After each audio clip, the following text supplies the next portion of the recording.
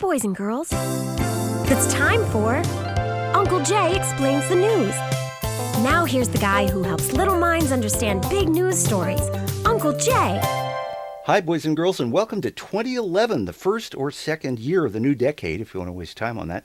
And the news, oh yeah, brand new glasses. Got them just before the first of the year. It's called a Flex account. Ask your parents. Well, Uncle Jay's news word for this week is... When you're listening to nothing but the best of oldies, you're listening to... Sorry. And we'll get back to this guy. But the real news word for this week is almost as long. Expurgate. This means to censor something, to edit something out, and the news was full of like that.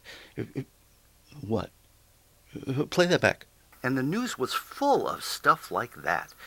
What did you think I said? Ask your parents.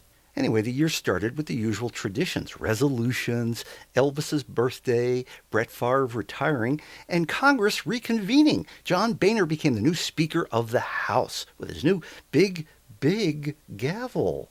Ask your parents. And then Congress showed America how much they admire the U.S. Constitution by reciting all of it. Well, most of it. The good parts. But they decided to skip over and expurgate the original parts of the Constitution that supported slavery. Now, ironically, at about the same time, a new version of the book Huckleberry Finn came out that added the word slave more than 200 times. The publisher decided to expurgate the word and replace it with the word slave. Okay, play that back. To expurgate the word that was offensive and replace it with... maybe the problem is not other people's words, it's your mind.